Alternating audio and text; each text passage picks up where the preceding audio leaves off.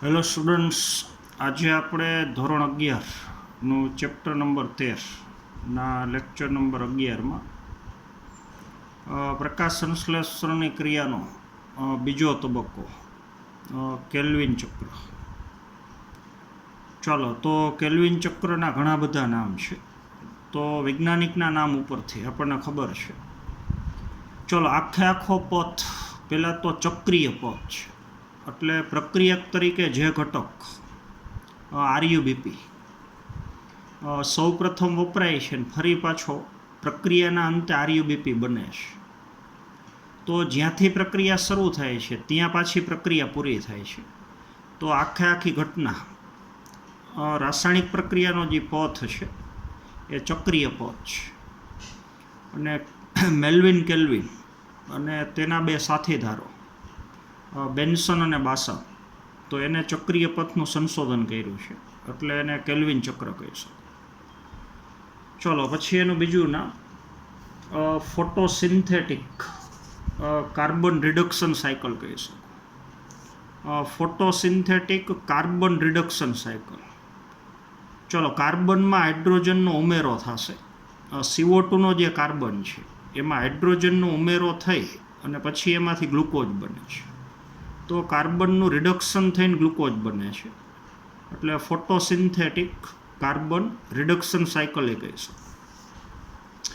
ચલો, પછી બ્લેકમેન નામનો વૈજ્ઞાનિક જે છે એને આ પ્રક્રિયાના સંશોધનમાં પોતાનો ફાળો આપેલો છે, તો એને બ્લેકમેન રિએક્શન એ કહી શકો.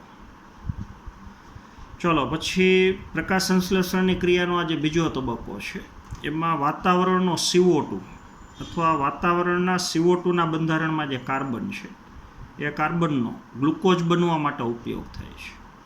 ચલો, 6 CO2ના અણુ લઈએ તો એક CO2માં એક કાર્બન છે, તો 6 CO2ના અણુનું સ્વાંગીકરણ થાય ઉપયોગ હરિતકણના આધારકમાં, એટલે એક ગ્લુકોઝનું અણુ બનશે. તો એ આપણે સમજવાનું છે, તો એને કાર્બનનું સ્વાંગીકરણ એ કહી શકો. ચલો, પછી જ્યારે CO2નું સ્થાપન થતું હોય તો પહેલી નિપજ PGA નો અણુ બને છે અને એમાં કાર્બનની સંખ્યા 3 છે, તો આને તમે C3 પથે કહી શકો.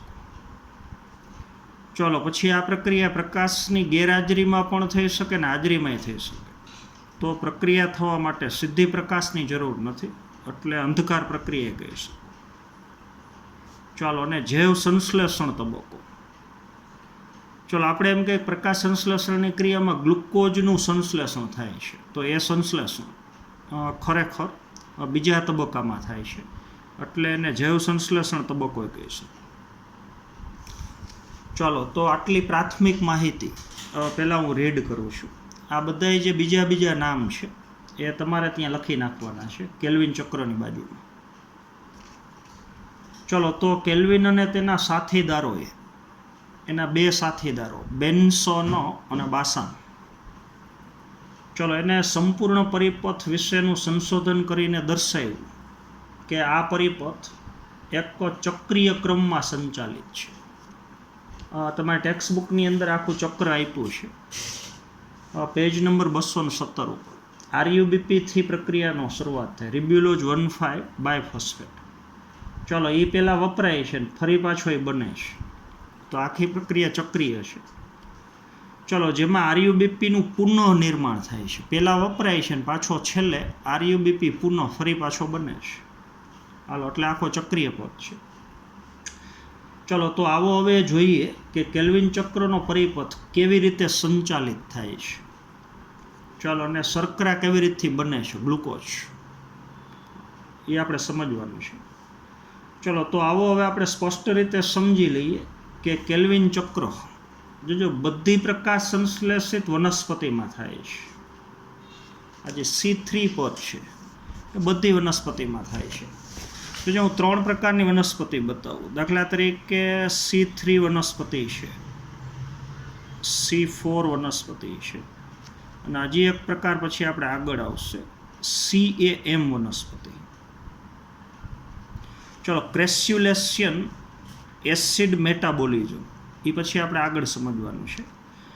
ચલો, હવે 3માંથી કોઈ પણ પ્રકારની વનસ્પતિ હોય, જોજો એમાં કેલ્વિન ચક્ર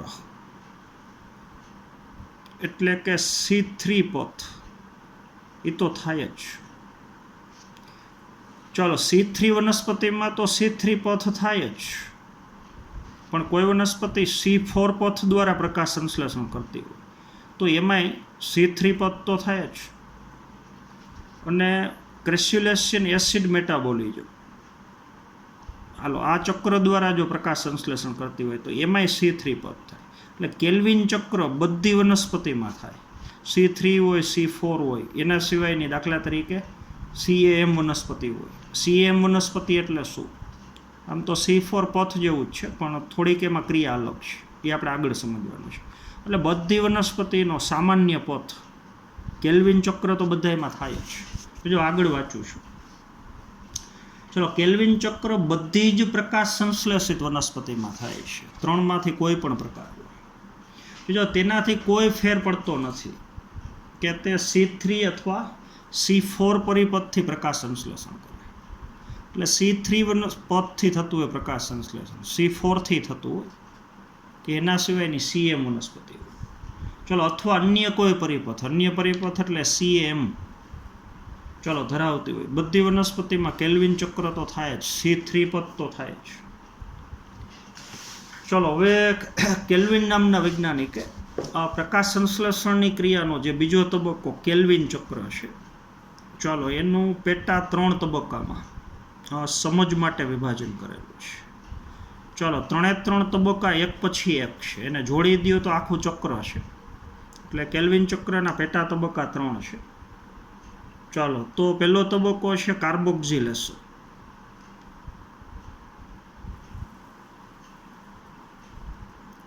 ચાલો હવે પહેલો તબક્કો પૂરો થાય કાર્બોક્સિલેશન, તો એનો ઉપયોગ કરીને થતો એના પછીનો તબક્કો, તો એ તબક્કો રિડક્શન તબક્કો છે. ચલો ને એને અનુસરીને થતો ત્રીજો તબક્કો, તો એ પુનઃસર્જન તબક્કો છે. ચલો અથવા એને તમે પુનઃ નિર્માણ તબક્કો કહી શકો. ચલો અથવા એને તમે રીજનરેશન ફેઝ એ કહી શકો. ચલો રીજનરેટ થવું, ફરી પાછું બનવું. RUBP પહેલા તબક્કામાં વપરાશે ને અહીંયા પાછો બનશે. અહીંયા RUBP પાછો બને છે એટલે તબક્કાનું નામ છે પુનઃસર્જન તબક્કો. હાલો તો આ તમે સમજી ગયા છો. ચલો તો એ તબક્કાઓ હવે આપણે એક પછી એક સમજવાના છે, પણ પહેલાં બે જ સમજી લઈએ. જો હું હરિતકણનો છેદ બતાવું છું, આ તમને ખબર છે. ચલો હરિતકણના આંતરિક રચનામાં 2 ભાગ છે. આ જે લીલા રંગનો ભાગ છે થાઇલેકોઇડ વાળો, એને આપણે ગ્રેના પ્રદેશ કહીએ છીએ. ચલો તો આ ગ્રેના પ્રદેશ છે ને, ગ્રેના પ્રદેશની આજુબાજુમાં જે પ્રવાહી છે એ હરિતકણનું આધારક છે. ચાલો અથવા એને તમે સ્ટ્રોમા કહો છો. તો બીજો તબક્કો એ આ સ્ટ્રોમામાં થાય છે. તો બીજો તબક્કો થવા માટેના બધા રસાયણો, બધા ઉત્સેચકો એ હરિતકણના આધારકમાં હાજર છે. તો આજે 3 તબક્કા છે, એ 3 તબક્કા આ હરિતકણના આધારકમાં થાય છે. હાલો એ આપણે સમજવાનું છે ખાસ. ચલો તો એ તબક્કા આપણે સમજવાની શરૂઆત કરીએ એક પછી એક. ચાલો તો 3 તબક્કામાં પહેલો તબક્કો કાર્બોક્સિલેશન છે, બીજો તબક્કો રિડક્શન છે અને ત્રીજો તબક્કો ચાલો પુનઃસર્જન અથવા પુનઃનિર્માણ તબક્કો છે. ચાલો તો સૌપ્રથમ આપણે પ્રથમ તબક્કાથી સમજવાની શરૂઆત કરશું. ચલો તો આપણને ખબર છે હરિતકણના આધારકની અંદર જો બરોબર સમજવાનું છે રિબ્યુલોઝ 1,5-બાયફોસ્ફેટ. ચલો તો રિબ્યુલોઝ 1,5-બાયફોસ્ફેટ એ એક પ્રકારની પેન્ટોસ શર્કરા છે. એટલે એમાં કાર્બનની સંખ્યા 5 છે. ચલો ને એક જ અણુમાં ફોસ્ફેટ 2 છે એટલે બાયફોસ્ફેટ. જો 1,5-બાયફોસ્ફેટ. ચલો એક ફોસ્ફેટ પહેલા ક્રમના કાર્બન હારે જોડાયેલો છે અને એક ફોસ્ફેટ 5મા ક્રમના કાર્બન હારે જોડાયેલો છે. એટલે આપણે બોલીએ છીએ 1,5-બાયફોસ્ફેટ. ચલો તો આ કીટોઝ પ્રકારની પેન્ટોસ શર્કરા એ હરિતકણના આધારકમાં પહેલેથી હાજર હોય. ચલો, હવે વાતાવરણમાંથી જે CO2 હરિતકણના આધારકમાં દાખલ થાય છે એ CO2ની પ્રક્રિયા સૌથી પહેલાં RUBP સાથે થાય છે. ચલો, તો CO2ના બંધારણમાં આપણને ખબર છે કાર્બનની સંખ્યા 1 છે. બીજું બરોબર સમજવાનું છે. તો આધારકમાં આવેલો RUBP અને વાતાવરણમાંથી આધારકની અંદર દાખલ થયેલો CO2, એ બે વચ્ચે હવે રાસાયણિક પ્રક્રિયા થાય. જો એટલે આ CO2નો કાર્બન એ RUBPમાં ઉમેરાશે તો RUBPનું CO2ની મદદથી કાર્બોક્સિલેશન થશે.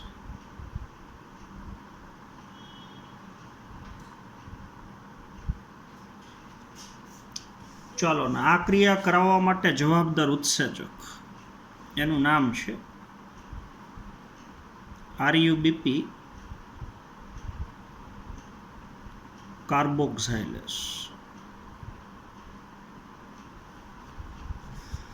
ચલો, તો RUBPનું કાર્બોક્સિલેશન પ્રેરતો ઉત્સેચક એટલે RUBP કાર્બોક્સાઇલેસ.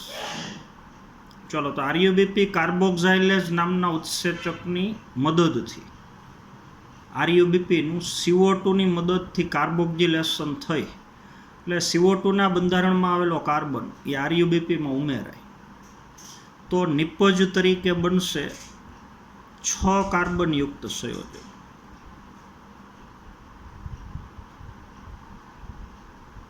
ચાલો, અથવા આને તમે અસ્થિર સંયોજન કહી શકો. ચલો, આ પ્રકાર 6 કાર્બન વાળું જે સંયોજન બન્યું તો જો RUBPમાં 5 કાર્બન ને 1 કાર્બન CO2, તો આમાંથી કાર્બન RUBPમાં ઉમેરાય તો નિપજમાં કાર્બનની સંખ્યા 6 છે. તો 6 કાર્બનયુક્ત જે સંયોજન બન્યું એ અસ્થિર સંયોજન છે. ચલો, તો એક પ્રકારનો કીટો એસિડ છે. જોજો, એનું આખું નામ લાંબુ નામ છે પણ તમારે યાદ રાખવાનું છે. ચલો, તેનું નામ છે 2-કાર્બોક્સી. હું એ લખું છું 2-કાર્બોક્સી 3-કીટો.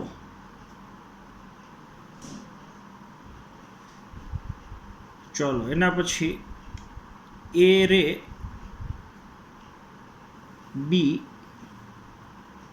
નિટોલ. 2-કાર્બોક્સી 3-કીટો એરેબિનિટો. ચાલો, અને પાછળ 1,5-બાયફોસ્ફેટ.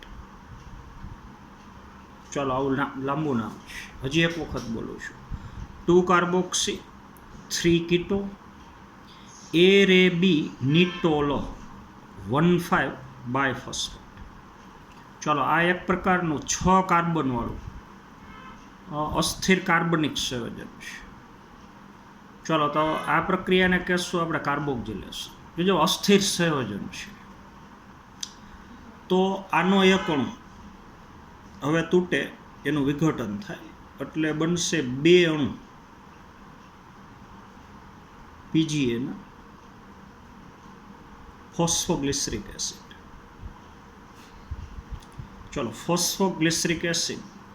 હાલો, હવે એક PGAના અણુમાં 3 કાર્બન હોય. જોજો, તો PGAના 2 અણુ બનતા હોય તો 3 દૂ 6 કાર્બન. તો 6 કાર્બન વાળું એક અસ્થિર સંયોજન તૂટે તો 2 અણુ PGAના બને છે. ચાલો, તો આટલી જે મેં ક્રિયા દર્શાવી એ કાર્બોક્સિલેશન તબક્કો છે.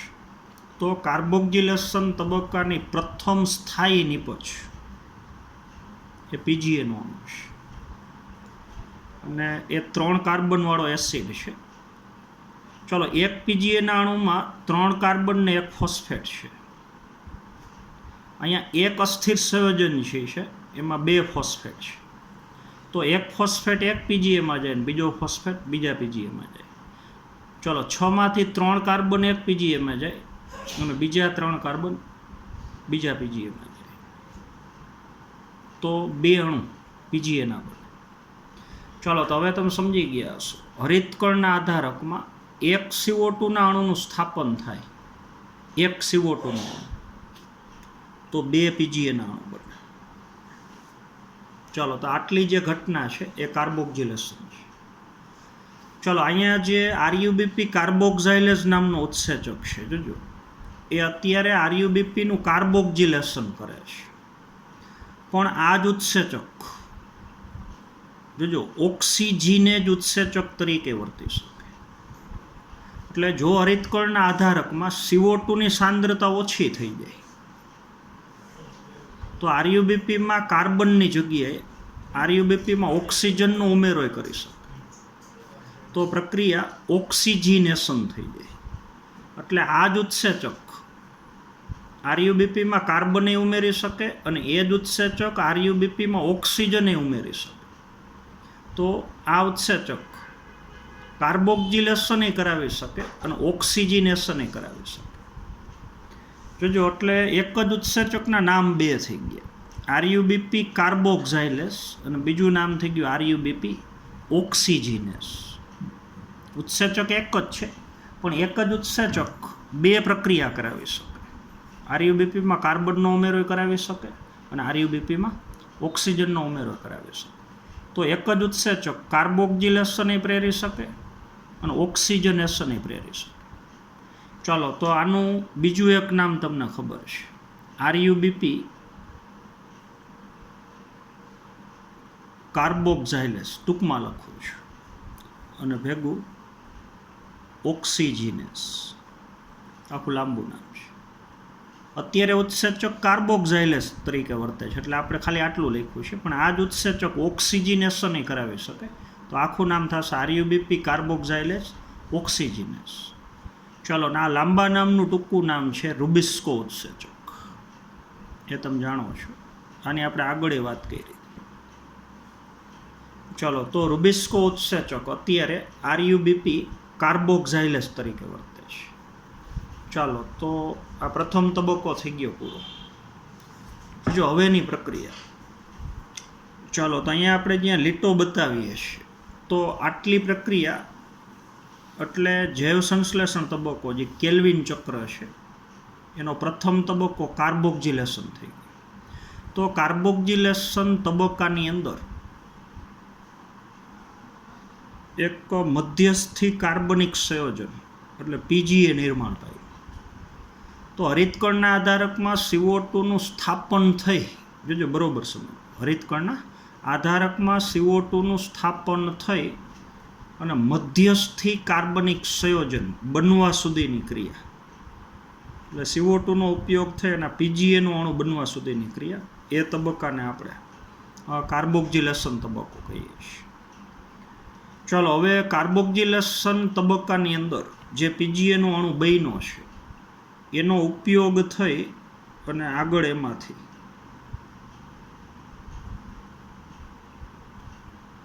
ચાલો પહેલા બનશે પીજીએપી.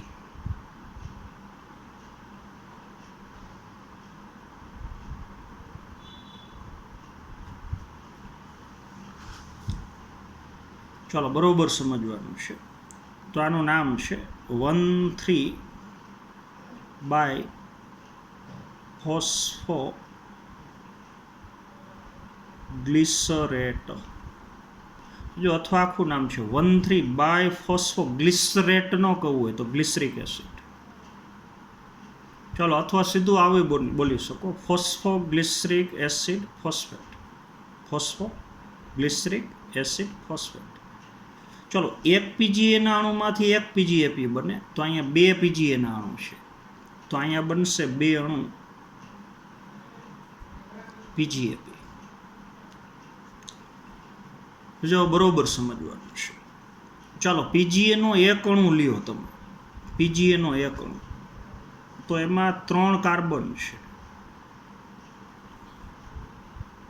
અને એક એમાં ફોસ્ફરસ જોડાયેલો છે. ચલો, પીજીએપીનો એક અણુ લ્યો, એક અણુ, તો એમાં 3 કાર્બન છે અને 2 ફોસ્ફરસ જોડાયેલા છે. આ તમે સમજી ગયા છો. તો આમાં કાર્બનની સંખ્યા 3 અને 2 ફોસ્ફરસ છે. આમાં કાર્બનની સંખ્યા 3 પણ એક જ ફોસ્ફરસ છે.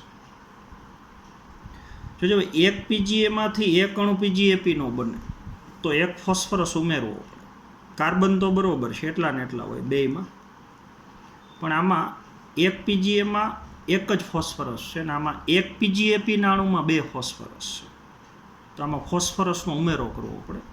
એટલે પીજીએના અણુમાં ફોસ્ફરસ ઉમેરાય તો પીજીએના અણુનું ફોસ્ફરીકરણ થઈ અને એનું રૂપાંતરણ થઈ જાય પીજીએપીમાં.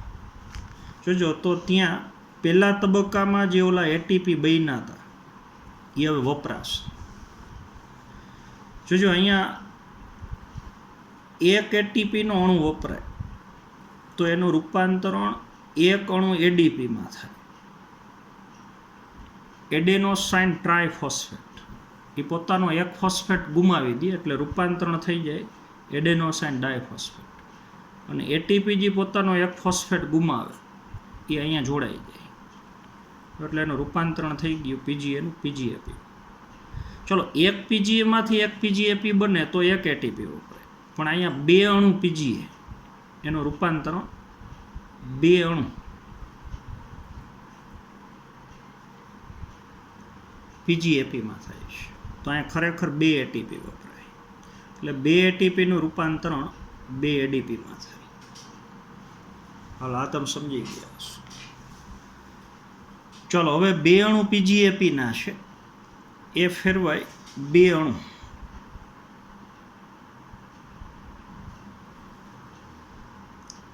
જોજો PgAl એટલે ફોસ્ફો ગ્લિસરાલ્ડિહાઇડ.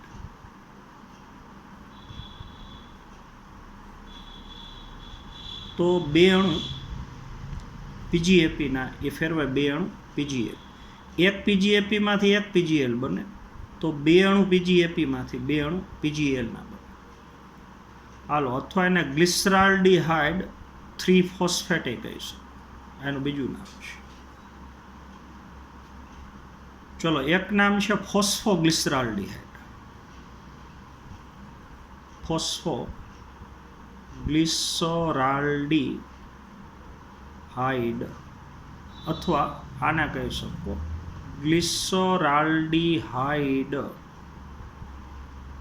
3-ફોસ્ફેટ. ચલો તો ત્યાં પહેલા તબક્કામાં બનેલા NADPH2 વપરાશે. જોજો હવે ખરેખર આ રિડક્શન છે. ચાલો તો એક પીજીએપીના અણુમાંથી એક પીજીએલ બને તો અહીંયા એક NADPH2 એ ફેરવાય એક NADP. તો NADPH2 NADPમાં ફેરવાય તો આમાંથી હાઇડ્રોજન છૂટા પડે, એ હાઇડ્રોજન પીજીએપીમાં ઉમેરાય. એટલે આના હાઇડ્રોજનની મદદથી પીજીએપીનું રિડક્શન થઈ અને રૂપાંતરણ થઈ જાય પીજીએલ. પણ એક પીજીએપીમાંથી એક પીજીએલ બને તો એક NADPH2 વપરાય. તો હવે બે અણુ પીજીએપીમાંથી બે અણુ પીજીએલના બને તો બે અણુ NADPH2 એ ફેરવાય બે અણુ NADP. હાલો તો આપણે જે લીટો બતાવ્યો આટલી પ્રક્રિયા કાર્બોક્સિલેશન. તો આ જે તબક્કો છે અહીંથી શરૂ થઈને આટલો, એટલે પીજીએમાંથી PgAl બની જાય ત્યાં સુધીની જે આ ક્રિયા છે એને આપણે કહીશું રિડક્શન તબક્કો. હાલો તો કાર્બોક્સિલેશન તબક્કાની છેલ્લી નિપજ PGA છે અને રિડક્શન તબક્કાની છેલ્લી નિપજ એ ગ્લિસરાલ્ડિહાઇડ 3-ફોસ્ફેટ G3P અથવા PgAl છે. ચાલો હવે આટલો હિસાબ કરવાનો. ચલો હરિતકણના આધારકમાં એક CO2 ના અણુનું જો સ્થાપન થાય, જોજો બરોબર સમાન, તો છેલ્લે બે PgAl બને. તો એક CO2 ના અણુનું સ્થાપન થાય તો બે ATP વપરાય અને બે NADPH2 વપરાય. આ ઓલી પહેલા તબક્કાની નિપજ છે. પ્રકાશ પ્રક્રિયામાં જે ATP ને NADPH2 બન્યા હતા એનો અહીંયા ઉપયોગ થાય. ચલો તો એક CO2 ના અણુનું સ્થાપન થાય તો રિડક્શન તબક્કો પૂરો થાય ત્યાં સુધીમાં બે ATP વપરાય અને બે NADPH2. આ બે વપરાય અને છેલ્લે બે અણુ પીજીએલના બને. હાલો, તો જૈવ સંશ્લેષણ તબક્કાના બે તબક્કા પૂરા થઈ ગયા. હાલો, આ તમે સમજી ગયા છો. જોજો, હવે આખી પ્રક્રિયાને 6 વખત ગુણવાની. એક CO2 ના અણુનું સ્થાપન થાય. જોજો, બરોબર સમજો. તો એ 1 કેલ્વિન ચક્ર કહેવાય. પણ ગ્લુકોઝના એક અણુનું નિર્માણ કરવું હોય તો આવા 6 CO2 ના અણુનું સ્થાપન કરવું પડે. આ તમે સમજી ગયા છો. તો આ પ્રક્રિયા 6 વખત થાય તો એને 6 કેલ્વિન ચક્ર કહેશે. એક CO2 ના અણુનું સ્થાપન તો 1 કેલ્વિન ચક્ર. 6 CO2 ના અણુનું સ્થાપન થાય તો 6 કેલ્વિન ચક્ર. એટલે એક ગ્લુકોઝનું અણુ બનવા માટે 6 કેલ્વિન ચક્ર જરૂરી. તો આખી પ્રક્રિયાને 6 વખત ગુણી નાખવાનું. જોજો કઈ રીતથી. ચલો, તો અહીંયા એક આરયુબીપી એક CO2 હારે જોડાય તો એક અસ્થિર સંયોજન બને. 6 કાર્બનવાળું એક સંયોજન બને. તો અહીંયા 6 આરયુબીપી 6 CO2 હારે જોડાય તો અહીંયા 6 અણુ અસ્થિર સંયોજનના બને. તો જો હવે એક અસ્થિર સંયોજનમાંથી 2 પીજીએના અણુ બને. તો આના 6 અણુ હોય તો આના 12 અણુ બને. ચલો, 2 પીજીએમાંથી 2 પીજીએપી બને. આ ફોસ્ફરીકરણ તબક્કો. તો 2 એટીપી વપરાય. તો 12 પીજીએમાંથી 12 પીજીએપી બને તો અહીંયા 12 એટીપી વપરાય. ચલો, આખી પ્રક્રિયાનું 6 વખત ગુણતો જોજો. 6 આરયુબીપી અને 6 CO2 જોડાય તો અહીંયા 6 અણુ અસ્થિર સંયોજનના બને. ચલો, એક અસ્થિર સંયોજનમાંથી 2 પીજીએના અણુ બને. તો 6 અસ્થિર સંયોજન હોય તો 12 અણુ પીજીએના બને. ચલો, 12 અણુ પીજીએમાંથી 12 અણુ પીજીએપીના બને.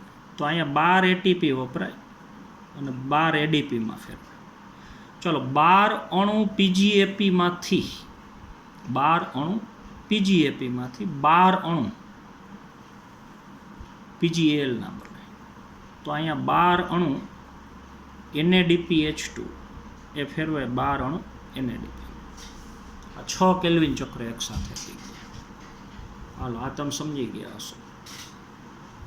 ચલો, તો 2 તબક્કા પૂરા થયા. પેલો કાર્બોક્સિલેશન તબક્કો અને બીજો રિડક્શન. જો રિડક્શન તબક્કામાં પહેલા ફોસ્ફરીકરણ આવે, કારણ કે પહેલા ફોસ્ફરસ ઉમેરે અને પછી ખરેખર રિડક્શન થાય. આ રિડક્શન છે.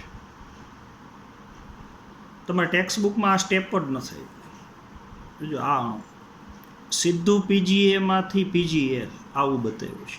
ચાલો, સીધું પીજીએમાંથી પીજીએલ લઈ લ્યો. આમાંથી સીધું આ વચ્ચે પીજીએપી ન બતાવો તો આ 2 બાજુ લઈ લો કે એટીપી વપરાય અને ભેગું NADPH2 વપરાય. હાલો, આ તમે સમજી ગયા હશો.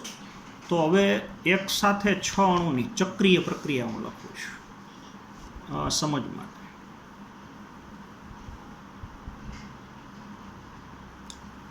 ચાલો, 6 કેલ્વિન ચક્ર આપણે સાથે ભેગા લખીએ છીએ.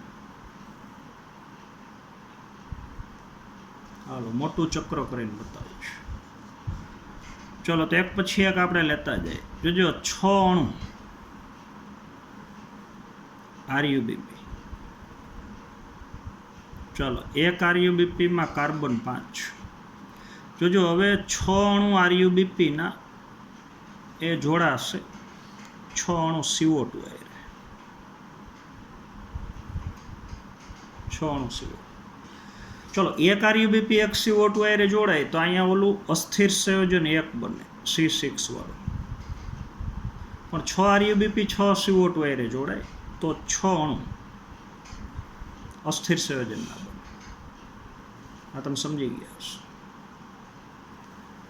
ચલો, હવે 6 અણુ અસ્થિર સંયોજનના તૂટે. જોજો, એક અણુ 6 કાર્બનવાળા અસ્થિર સંયોજનનો તૂટે તો અહીંયા 2 પીજીએ બને. પણ આના 6 અણુ તૂટે તો અહીંયા 12 અણુ પીજીએના બને. એક પીજીએમાં કાર્બનની સંખ્યા 3. તો 12 13 36 કાર્બન. આ તમે સમજી ગયા છો. જો અહીં 6 પંચાન 30 કાર્બન, એક આરયુબીપીમાં 5 કાર્બન. હવે આરયુબીપીના 6 અણુ હોય તો 30 કાર્બન આ થયા અને 6 કાર્બન આ થયા. એક CO2માં 1 કાર્બન, તો 30 ને 6 36. અહીંયા 6 કાર્બનવાળો એક અણુ, તો એવા 6 અણુ બને, તો 6 6 36, તો અહીંયા 12 તેરી ને 36. હાલો, આટલી પ્રક્રિયા મેં લખી. એ થઈ ગયું કાર્બોક્સિલેશન તબક્કો. એટલે તમારા ટેક્સ્ટ બુકની અંદર ખાલી સામાન્ય પ્રક્રિયા આપી છે, જે ચક્ર આપ્યું છે. આ સાચું ચક્ર તમારે આખું યાદ રાખવાનું છે. ચાલો, તો આટલી ઘટના થઈ કાર્બોક્સિલેશન. હાલો, હવે 12 અણુ પીજીએમાંથી બને 12 અણુ પીજીએપી. આનું આખું નામ પછી લખી નાખો. હાલો, તો અહીંયા આપણને ખબર છે 12 અણુ એટીપીના વપરાય અને ફેરવાઈ જાય 12 અણુ એડીપી. આ તમે સમજી ગયા હશો. ચલો, હવે 12 અણુ પીજીએપીમાંથી બનશે 12 અણુ પીજીએએલ. ચાલો, આ એક પ્રકારની ટ્રાયોજ ફોસ્ફેટ છે.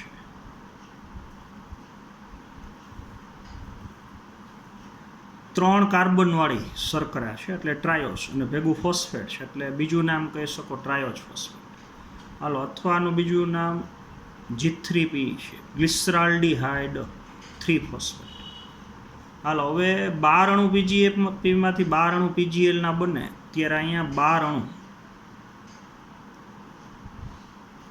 NADPH2 ના વપરાય, તો એ ફેરવાઈ જાય 12 અણુ NADP. હું 6 કેલ્વિન ચક્ર એકાયરે લખું છું. હાલો, આટલું તમે સમજી ગયા હશો. તો ચાલો, આરયુબીપી પ્લસ CO2 થઈને પીજીએ બની જાય. બીજું આટલી ક્રિયા એ કાર્બોક્સિલેશન તબક્કો થયો. આપણે લાઈન કરી નાખીએ આટલી પ્રક્રિયા. ચલો, હવે 12 અણુ પીજીએમાંથી બની જાય 12 અણુ પીજીએલના, એટલે એની પાછી લાઈન કરીએ આપણે. તો આજે આટલો તબક્કો થયો, એ થઈ ગયો રિડક્શન તબક્કો. પણ રિડક્શન તબક્કામાં પહેલાં ફોસ્ફોરીકરણ થાય અને પછી રિડક્શન થાય. જો તમારી ટેક્સ્ટ બુકમાં આ સ્ટેપ નથી, સીધું પીજીએમાંથી આ બતાવ્યું છે, એટલે આ બે આપણે ભેગું લઈ લો. આ અણુ જ નથી બતાવ્યું. હાલો, હવે જો આ ચક્રને વિરામ વગર કન્ટિન્યુ ચલાવવું હોય સતત આમનો, તો જે અણુ વપરાણા છે એ પાછા બની જવા જોઈએ. ચલો, હવે આરયુબીપી વપરાય ને પાછો બને જ નહીં તો હરિતકણના આધારકમાં આરયુબીપી પૂરો થઈ જાય. તો આખો ચક્રીય પથ વિરામ વગર સતત ચાલ્યા રાખે એવું કરવું હોય તો જે 12 અણુ પીજીએલના બન્યા છે, તો પીજીએલમાંથી ફરી પાછું આરયુબીપી પાછો બનવો. જોજો, હવે 12 પીજીએલના અણુ બન્યા છે તો એના હવે બે ભાગ પડશે. ચલો, 12 પીજીએલના અણુમાંથી 2 અણુ પીજીએલ,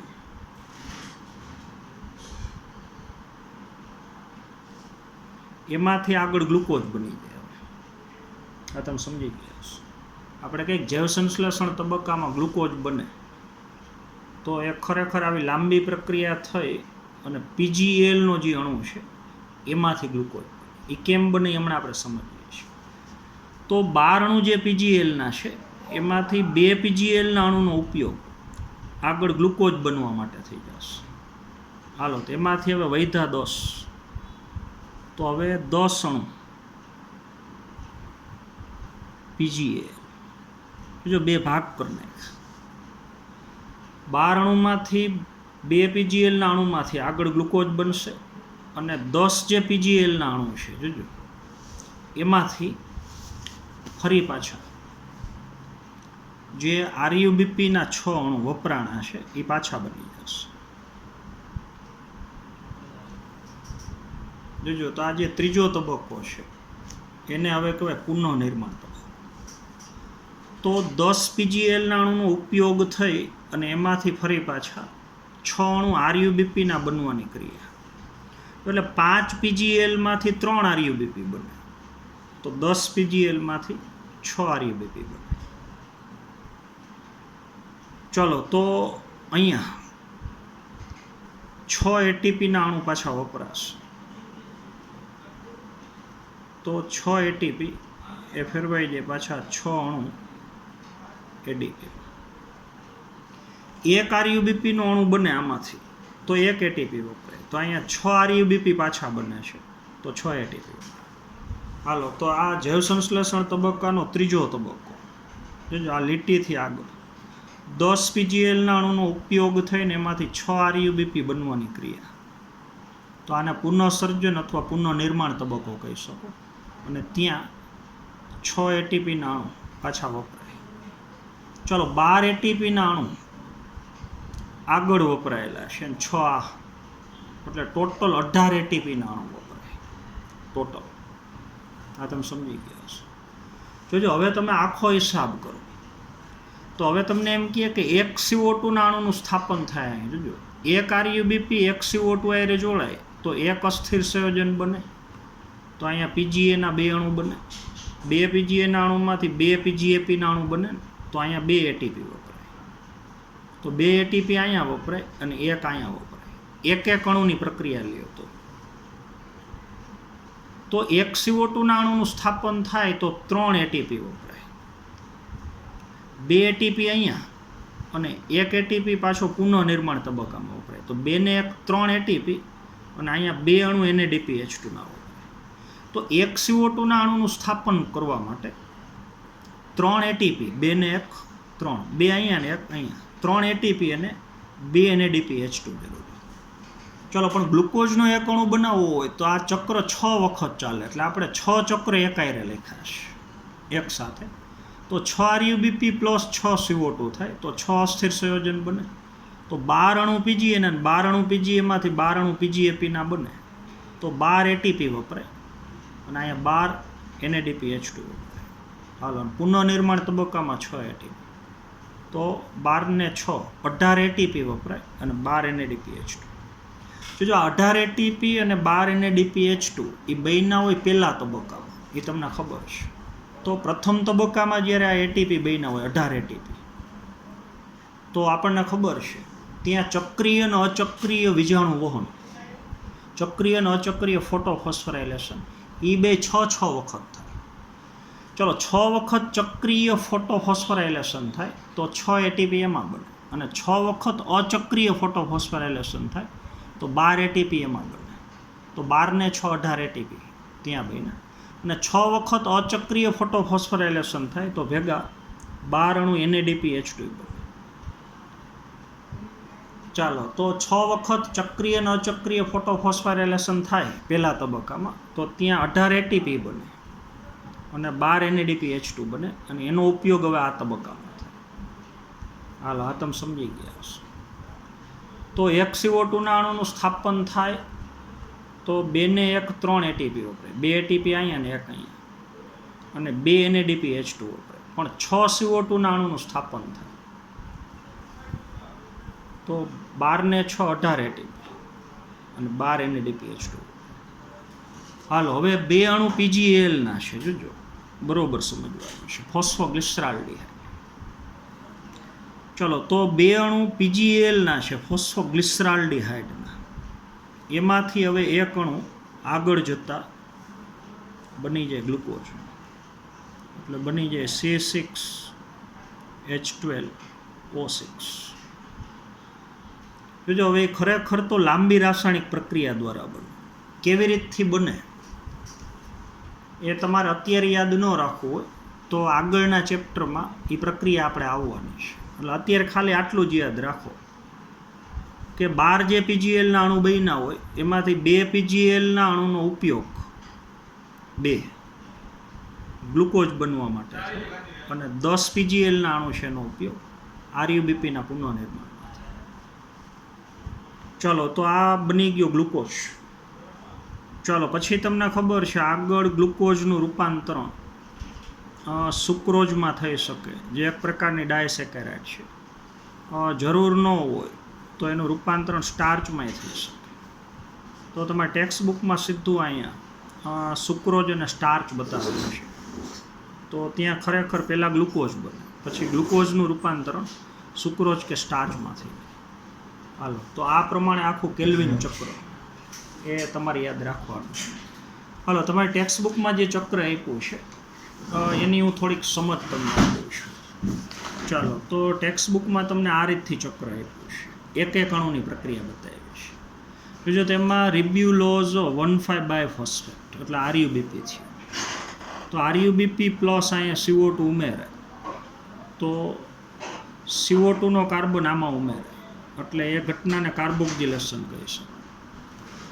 જો પછી વચ્ચે ઓલું અસ્થિર સંયોજન બને એટલે ખાલી એરો બતાવ્યો છે પણ અહીંયા બતાવ્યું નથી. 6 કાર્બન વાળું અહીંયા સંયોજન અસ્થિર સંયોજન, અને એ તૂટે એટલે 2 અણુ અહીંયા 3 ફોસ્ફોગ્લિસરેટના બને PGA. તો આટલી પ્રક્રિયા એટલે થઈ ગયું કાર્બોક્સિલેશન. જો હવે 3 PGAમાંથી બની જાય ટ્રાયોઝ ફોસ્ફેટ એટલે આ ઓલો PGALનો અણુ છે. મેં જે ચક્ર બતાવ્યું છે એ તમારે ખાસ જોવાનું છે. ચલો, તો PGAમાંથી બની જાય PGAL, પણ આપણને ખબર છે PGAમાંથી વચ્ચે અહીંયા પહેલાં PGAP બને ને પછી PGAPમાંથી PGAL. ચલો, PGAમાંથી PGAP બને ત્યારે ખરેખર આ ATP વપરાય, અને PGAPમાંથી PGAL બને ત્યારે અહીંયા NADPH2 વપરાય. પણ તમને બે ભેગું બતાવ્યું હતું ટૂંકમાં. તો આ જે ઘટના છે PGAમાંથી PGAL બનવાની ક્રિયા એ રિડક્શન તબક્કો થઈ. ચલો, હવે તમને ખબર છે ટ્રાયોઝ ફોસ્ફેટ એટલે PGAL. ચલો, એમાંથી ગ્લુકોઝ બને, ગ્લુકોઝમાંથી સુક્રોઝ અને સ્ટાર્ચ. આના 12 અણુમાંથી 2 અણુમાંથી ગ્લુકોઝ બને, અને જે 10 અણુ છે અહીંયા એમાંથી પાછું RUBPના 6 અણુ બની જાય. ચલો, ત્યારે પાછો અહીંયા ATP વપરાય. તો આખી ઘટના તમને એકદમ ટૂંકમાં બતાવી છે. ચાલો, તો આ હવે હું રીડ કરું છું, આખા તબક્કા બતાવું. હાલો, તો એ આપણે ખાસ સમજવાનું છે. ચલો, તો પહેલો તબક્કો છે કાર્બોક્સિલેશન. ચલો, તે CO2 સ્થાપનની ક્રિયા છે. આ જે કાર્બોક્સિલેશન છે આપણે લીટી કરી ત્યાં સુધીની ક્રિયા. તો કાર્બોક્સિલેશન તબક્કામાં CO2નું સ્થાપન થાય એટલે તે CO2ના સ્થાપનની ક્રિયા છે. હા, ચલો, જેમાં એક સ્થાયી આ પ્રક્રિયામાં સ્થાયી કાર્બનિક મધ્યસ્થી પદાર્થ બને છે. જ્યારે વાતાવરણના CO2નું હરિતકણના આધારકમાં સ્થાપન થાય એટલે એ CO2નો ઉપયોગ થઈ અને સ્થાયી મધ્યસ્થી કાર્બનિક સંયોજન એટલે ખરેખર PGAનો અણુ. તો CO2નું સ્થાપન થઈ અને મધ્યસ્થી કાર્બનિક સંયોજન બનવા સુધીની ક્રિયા એટલે થઈ ગયું કાર્બોક્સિલેશન.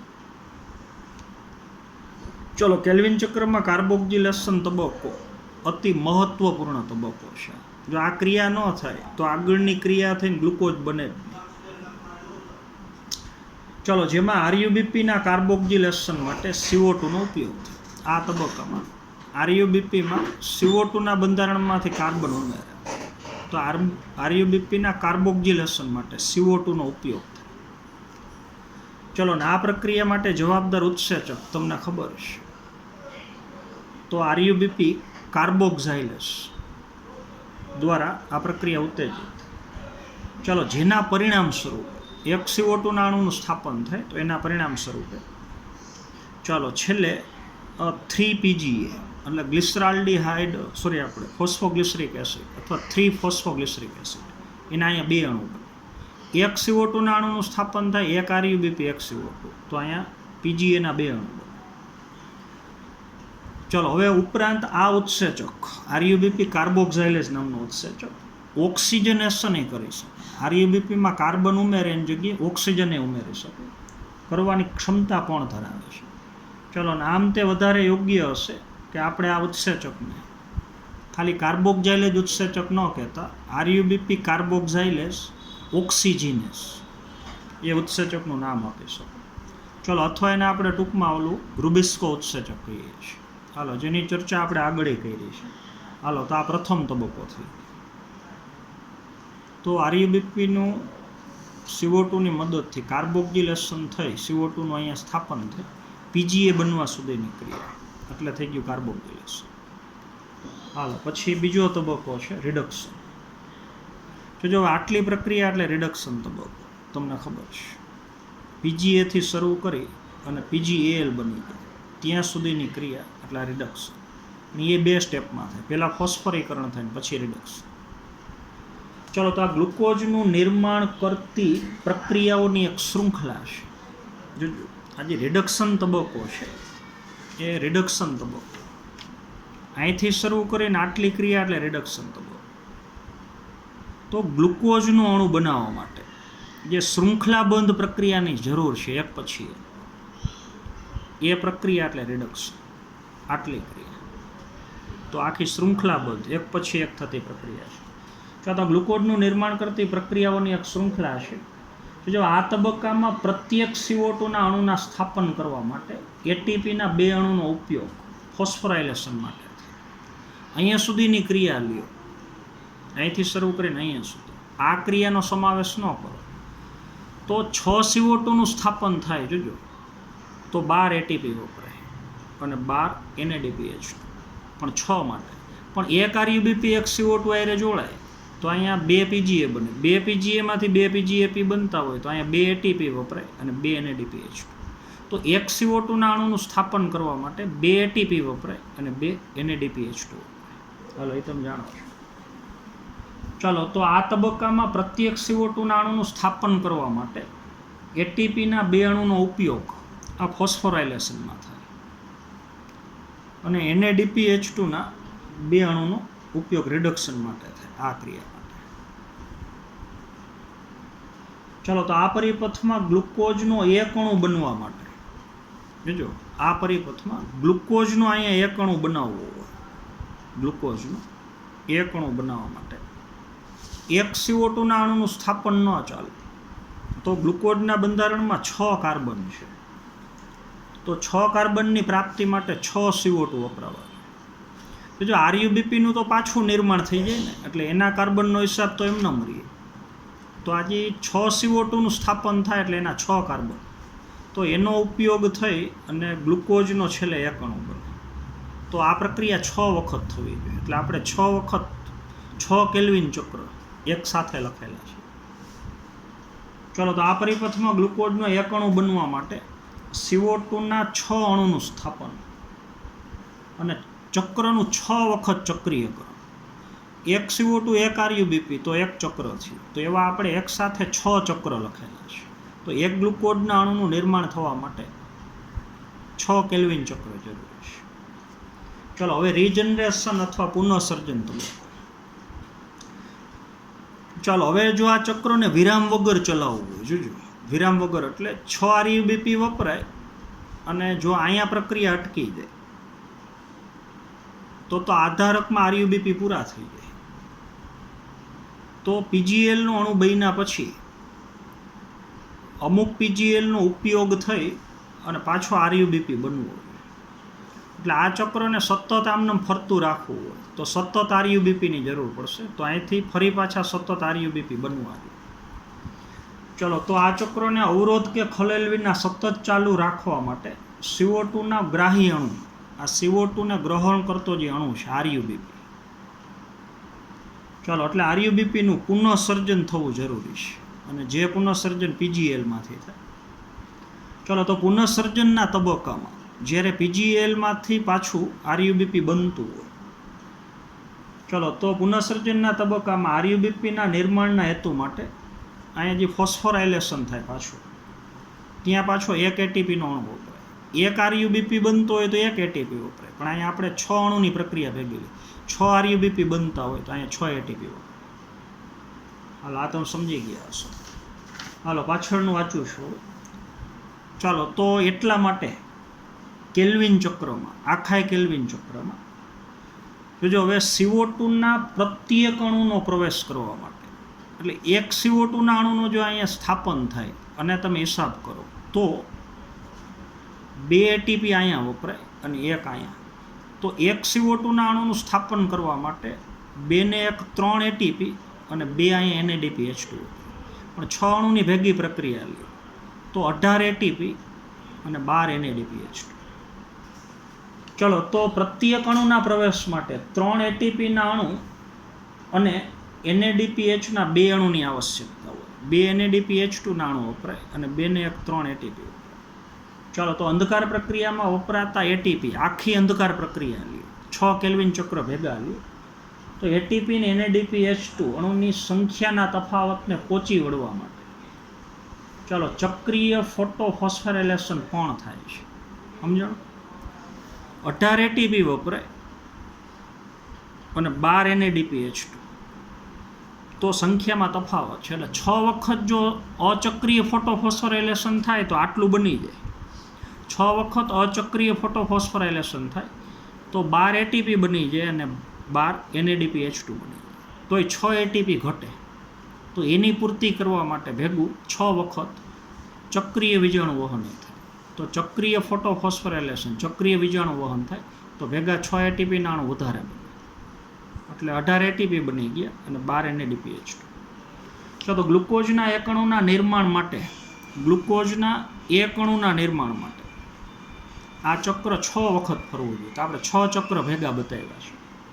ચલો, આ ચક્રને 6 વખત ચક્રીયકરણની આવશ્યકતા હોય છે. તો ગણતરી કરો કે કેલ્વિન પરિપથના માધ્યમથી ગ્લુકોઝનો એક અણુ બનાવવો અહીંયા તો અહીંયા 6 CO2ના અણુનું સ્થાપન થવું જોઈએ. ચાલો, તો ગ્લુકોઝના એક અણુની રચના માટે કેટલા ATP ને NADPH2ની જરૂર પડે? તો 12 ને 6 18 ATP અને 12 NADPH2ની જરૂર પડે. ચલો, તમને આ વાતને કદાચ સમજવામાં મદદ મળશે કે કેલ્વિન ચક્રમાં શું અંદર પ્રવેશે છે ને શું બહાર નીકળે છે. એટલે પ્રક્રિયક તરીકે કોણ વપરાય છે, નિપજ તરીકે કોણ બને છે, તો એ ટેબલમાં તમને આપ્યું છે. ચલો, અંદર શું પ્રવેશે એટલે વપરાય કોણ પ્રક્રિયક તરીકે જોજો તો જોતું જવાનું છે. 6 CO2 વપરાય. 6 CO2 વપરાય એટલે 6 CO2ના 6 કાર્બનનો ઉપયોગ થઈ અને બહાર શું નીકળે નિપજ તરીકે? તો એક અણુ ગ્લુકોઝનો અહીંયા નિપજ તરીકે બહાર નીકળે. તો ટેબલ તમને આપ્યું છે. એ ટેબલ તમારે ખાસ જોવાનું છે. પેજ નંબર 218 ઉપર પ્રક્રિયક તરીકે 6 CO2ના અણુ અંદર દાખલ થાય વપરાય અને એનો ઉપયોગ થઈને ગ્લુકોઝનો એક અણુ નિપજ તરીકે બહાર નીકળે. ચાલો, પછી અહીંયા તમને ખબર છે 12 ને 6 18 ATP વપરાય પ્રક્રિયક તરીકે એટલે એ અંદર પ્રવેશે અને 18 ATPનું રૂપાંતરણ 18 ADPમાં થાય. ચલો, એમાં અહીંયા 12 NADPH અથવા 12 NADPH2 એ દાખલ થાય વપરાય અને એનું રૂપાંતરણ 12 NADPમાં થાય. ચાલો, તો આખો જૈવ સંશ્લેષણ તબક્કો એ તમે વ્યવસ્થિત સમજી ગયા હશો. ચાલો, તો આ પ્રમાણે આખી પ્રક્રિયા એ સમજીને તમારે યાદ રાખવાની છે. ચલો, તો આજના પીરિયડમાં આપણે અહીંયા સુધી રાખશું. આવતા પીરિયડમાં હવે આપણે C4 ચક્ર તો એનો ખાસ અભ્યાસ કરવાનો છે.